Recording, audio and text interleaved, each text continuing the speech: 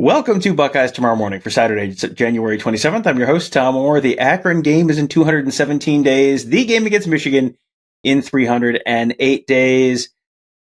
This is a little off the beaten path for us as a show. This is one of those Friday afternoon, what are we going to do the Saturday show on?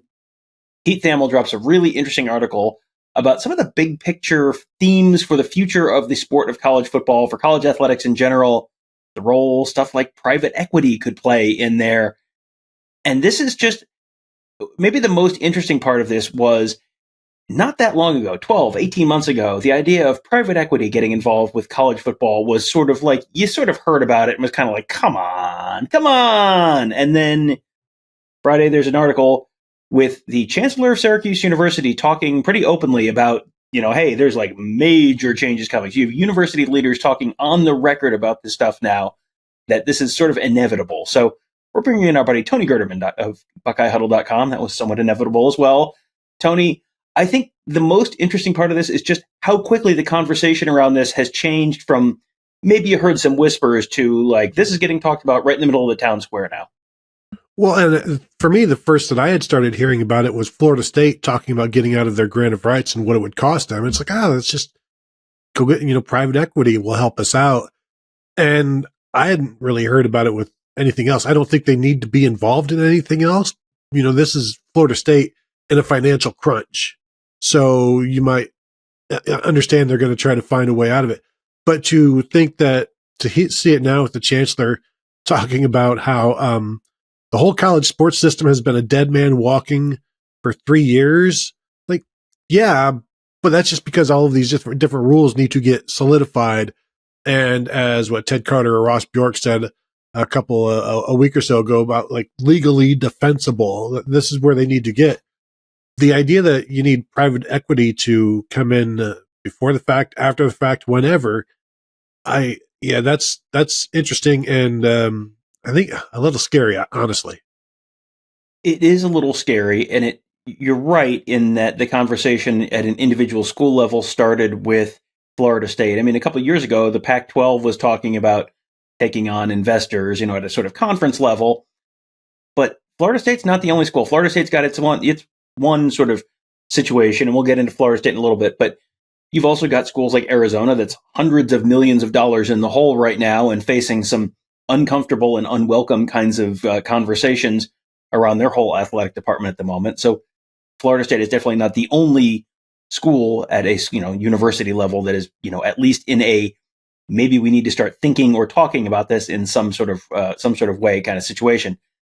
What I thought, let's start, Tony, with the quote that made me laugh out loud, which is, "What are you looking for if you are a private equity?" asked an industry source. "You're looking for a poorly managed business that nevertheless has a strong market. That's the definition of college athletics."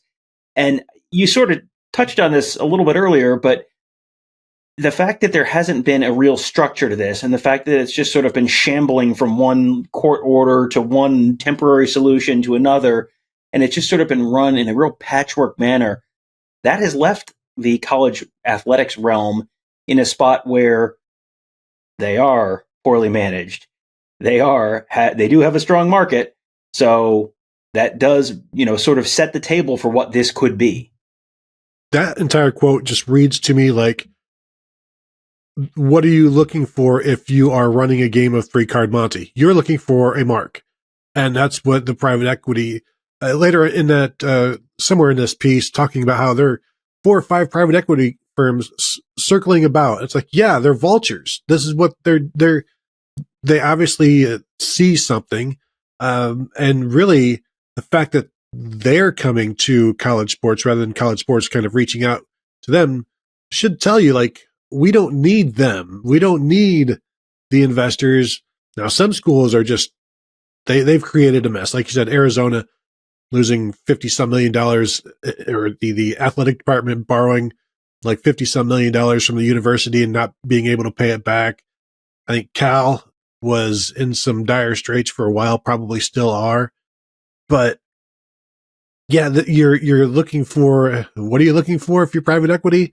A mark. You're looking for somebody that you can go in there, and the fact that they say this out loud as well, like you said, a poorly managed business and something you can take advantage of. And we know that that is college sports. And if college sports was so broken, they wouldn't want anything to do with it. And I think that's kind of my concern, is that they see plenty of potential there. And the quote that I thought you were going to read, another hilarious quote to me, is from one of the private equity guys saying that we're studying, or no, this is one of the private equity guys. We're studying ways to unlock more value from and for college football for the betterment of all. Like, yes, you are so worried about the betterment of everybody. You know, the kids. Well, Tom, won't somebody think of the children? Yeah, always. I don't know where that goes in the balance sheet, but it's somewhere. I'm sure it's somewhere near the middle to bottom. The wealth, the goodness of the children and the benefit of the children, always a big concern. And we've sort of seen some of this in the sports media realm over the last few weeks about companies that sort of get bounced around. And if you had said 20 years ago, wait till you see what happens with Sports Illustrated, no one would have believed it. So there is, I think, I have sort of gone on the record about this, about Florida State in particular, in the last couple months, about, yeah, you're mad now and you're mad about the ACC, and I get it. But it feels like the potential downside here is pretty significant. That what is it going to look like? Guess what? In addition to what's best for college football, private equity does tend to be driven by maximizing return and making a profit. So what is that going to look like? Is that going to be sports getting cut? Is that going to be, you can't pay your players as much if and when there's a pay the players kind of model? This just to me feels like there's been a lot in college sports over the last few years that I think you could look at and go, this could be good, this could be bad. This one feels like one where the potential downside for the first school that sort of takes a leap into this and maybe doesn't quite know what they're doing or who they're making a deal with, that feels like the potential downside there might be bigger than just about anywhere else.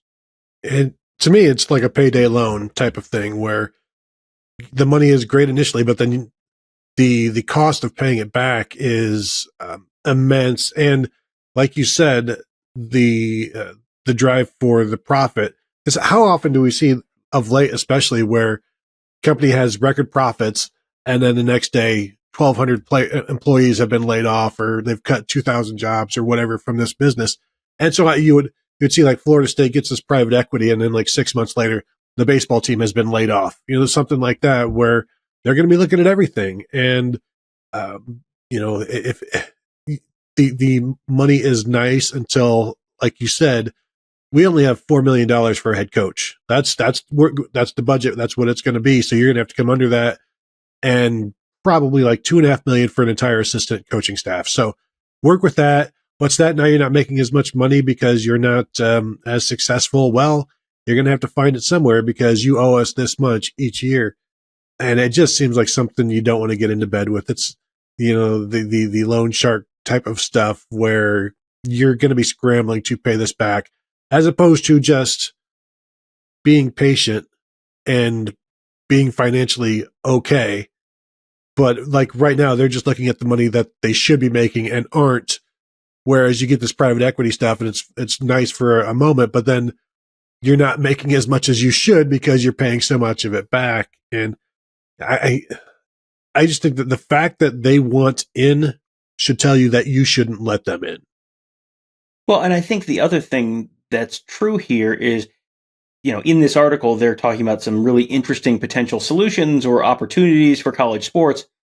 These are all things you could do without inviting private equity to the table. This is all, the schools collectively negotiating television contracts as opposed to having leagues do it. Yeah, you would absolutely have the SEC and, the big SEC schools, the big Big Ten schools going to the table and just saying, okay, now we're all, you don't get to play one of us against the other. Now we're all coming together. It's this, the National League and the American League, or the NFC and the AFC.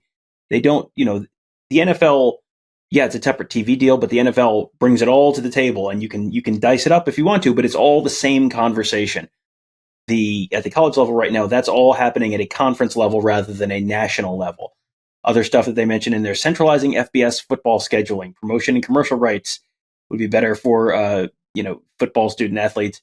It would enable them to collectively bargain and be rewarded for their value without limiting their choices or needing to be employees. I mean, there are opportunities here, certainly, but this is all stuff you could do. I think you're looking at, as long as Florida State doesn't go Leroy Jenkins here, or Arizona doesn't, just because, like, well, we're mad at the ACC right now. Like, great, your contract's up in 2036. Ride it out, because the downside of doing that is you might not be great for the next 10 years, and then you can move on. Florida State is not going to be forgotten forever. They're not Wake Forest.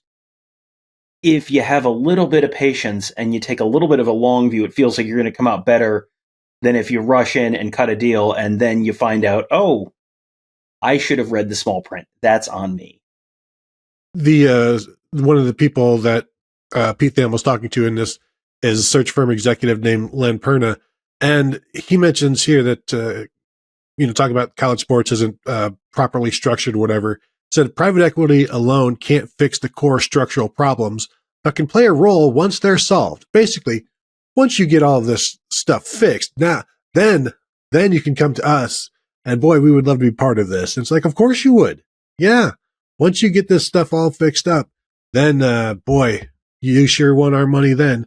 But it's like, if it's not about helping fix the situation, and there are some portion of this article talking about one firm that is trying, but yeah, I'm with you, Tom. You don't need private equity to deal with getting things legalized or figuring out the law, unless you want the private equity to lobby and,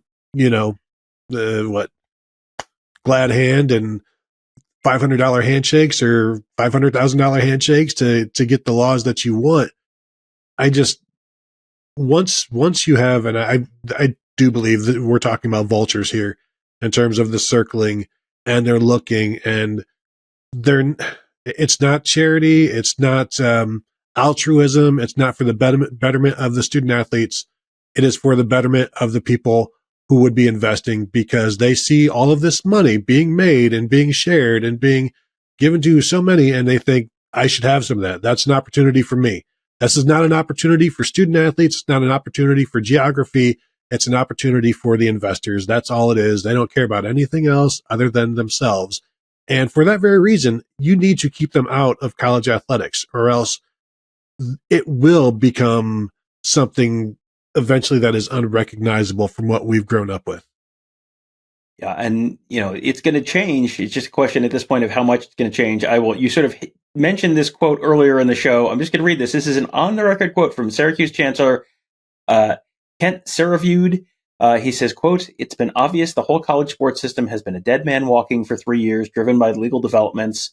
Quote continues, "What's going to come out of it is the thing that hasn't what's going to come out of it is the thing that hasn't been clear. The current system can't continue. It's a dead man walking." And then Pete Thamel at one point writes, "There are only two certainty in college sports: sweeping change is coming, and no one knows what it will look like."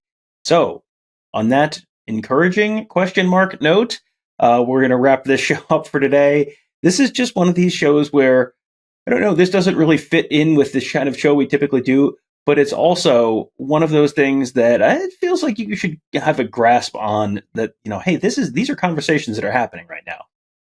Yeah, and one last point. When we talked to Ross Bjork a week or so ago, and he talked about the tipping point of college athletics coming in within the next 5 to 7 years, and I asked him, "Are you looking forward to the tipping point?" He just said, "I'm looking forward to clarity." And I think that's what some of these other people are talking about as well. We don't know what it's going to look like, but you're looking forward to finding out what it is, just so you can figure out how to deal with the new reality, the lasting reality, as opposed to the last 3, 4, 5 years now that have just been constant change, one year after the next. At some point, this all needs to settle down, and that's what everybody's looking forward to, however it may look. But I don't think it doesn't need to have private equity involved. Well, whatever happens in the future of college football, we'll be there to cover it at BuckeyeHuddle.com. one thing's for sure, Ohio State fans are very excited about this upcoming season. A lot of returning players, a lot of new players. Pretty talented roster, pretty exciting, some changes in the coaching staff, and much, much more. Potentially some changes coming this weekend with some new recruits coming in. Carter Lowe, the offensive tackle, announcing his decision on Saturday. We'll have coverage of that over the weekend. And then there's going to be at least one more addition to the Ohio State coaching staff full-time. We'll be there to cover that. Going to happen with Michigan. Oh boy, that's a whole separate question. We'll be following that as well, all at BuckeyeHuddle.com and YouTube.com/BuckeyeHuddle. That will do it for today. Thank you guys all for joining us. Have a great day. We will talk to you tomorrow.